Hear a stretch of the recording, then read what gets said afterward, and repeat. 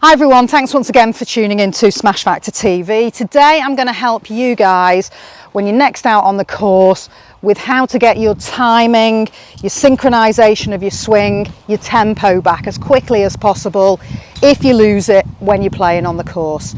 Let's go and have a look at how to do that with some more game-changing golf coaching.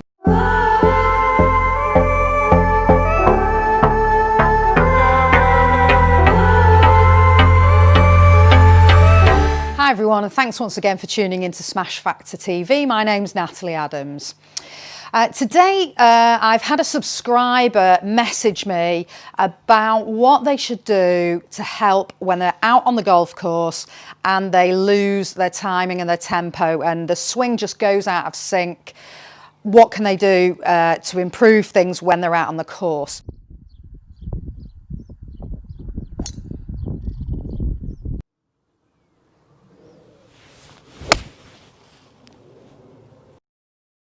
So what I'd like to do with today's video is look at that and just show you a quick drill that you could do on the range, but then show you how you can translate that out onto the golf course. And if you're practicing doing it when you're on the range and then you start practicing it when you're out on the course as well, it really should help you.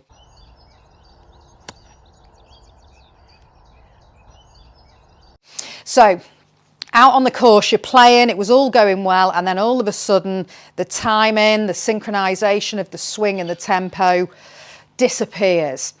The main thing you want to do here is not panic. It does happen, and it is going to happen throughout the round as well.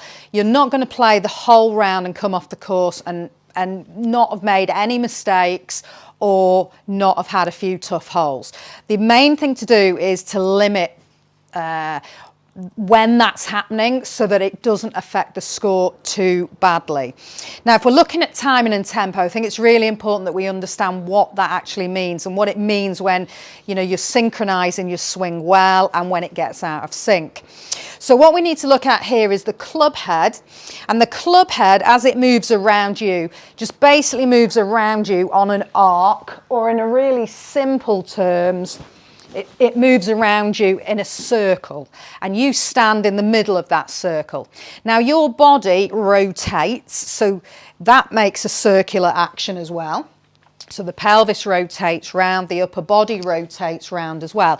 So you've got that circle in the centre, you've got the club head moving round a circle on the outside, and then we could also think that the handle of the club and your hands also make a circular action around your body as they swing around you, again in very simple terms. So we've got three circles there that are all trying to work together, and if they synchronize well, it means that you can get your body into position on its circle, the handle of the club in your hands into position on their circle, and the club head into position on its circle, all at the same time. And the positions that you're looking for, if we're starting here in setup, so we've taken an athletic posture in setup, and then if we go to the impact position, that would be our impact position there. And that's what we're looking to synchronize, that your body has got into this position on its rotational circle, hands and handle have got to this position on their circular journey around you, and the club head is just striking the ball on its circular journey around you as well. So if we can synchronize those three circles and those three parts of your body and the club head there and the handle of the club, if we can synchronize those all together well, they should arrive back at the ball in the right order at the right time, and it's going to give you the best golf swing possible.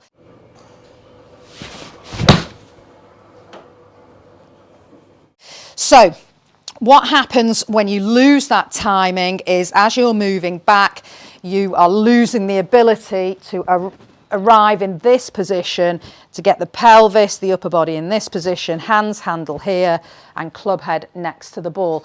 And you're not arriving at those points at the right time. So we need to do something to help that. Now, main thing that will happen when you're out on the course and your timing goes is when you're under a little bit of pressure, everything quickens up a little bit.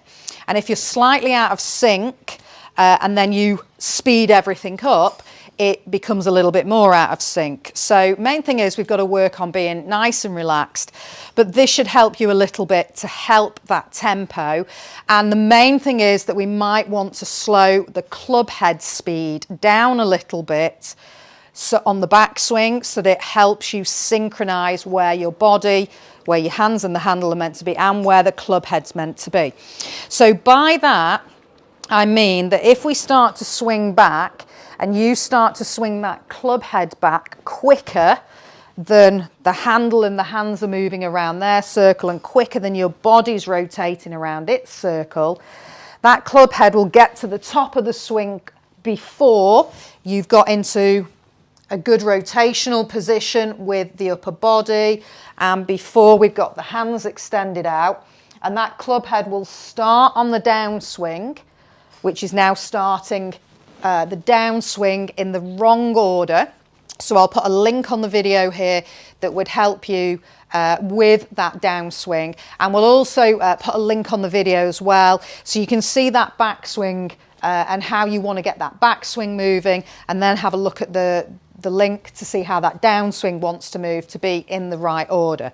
But if that club head moves away really quickly from the ball, then when you get to the top, what you'll tend to do is move the club head really quickly again to start the downswing. So the speed's going into the club head very quickly and it's starting its downswing journey very quickly, but it doesn't give the body a chance to start its downswing movement. So the club head arrives at the ball before the body and the hands and the arms have got into position.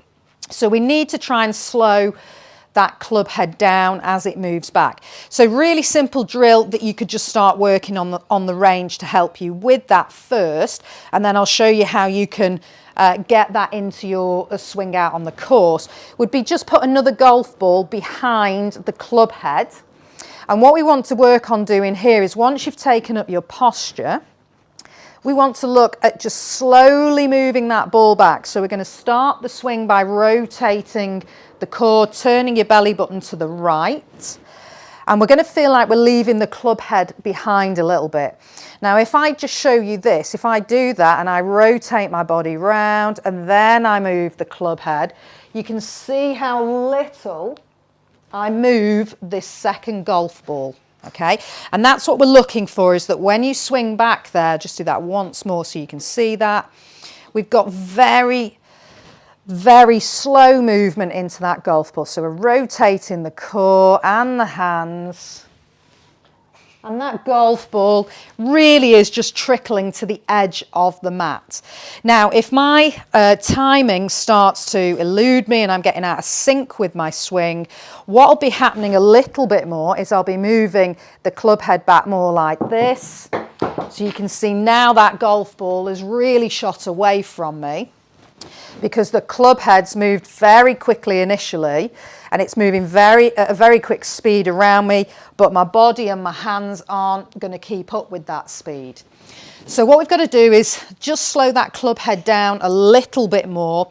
That's a good way you could practice on the range to see if that is happening to you. If you've got a very quick movement in that club head away, you just want to take that club head away with a gradual acceleration in it. And the same as we start that downswing, pressuring into the left, gradually building speed into the club head until we release it as we go through the ball. We don't want to be putting the speed in on the downswing. We don't want to be accelerating that club head really early in that downswing. So this will help you to get the timings a little bit better. So you could do that drill, just slowly roll that ball just to the edge of the mat and then hit through on it. But when you're out on the course, what we can do, you could just count in your head when you're doing that. And what we want to do is get a good timing ratio of kind of 3 on the backswing and 1 on the downswing, and that would give us a good tempo. If we in numbers are more 1 back, 2 down, then that is too quick with that movement and that club head. You're going to struggle to synchronise the movement together. So what we want to do here is when you're swinging back, take the setup. We're going to start the swing back so we're ready to go, and we're going to count 1. And as we start to count 1, we're going to move that club back. So it's 1, 2, 3, and hit on 4.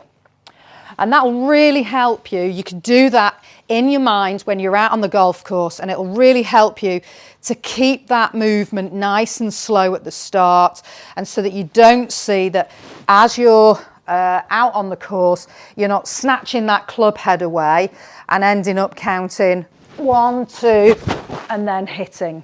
Okay, it's too quick a tempo. You want to swing back a little bit slower with that club head initially. So we want to go 1, 2, 3, and then hit on 4.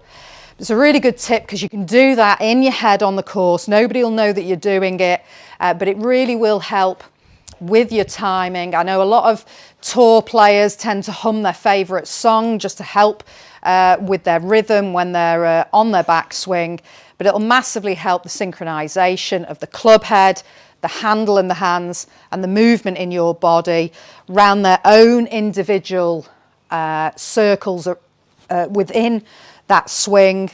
It'll keep them in sync with each other. You'll get back to the ball in a much better impact position. It's another game-changing golf tip.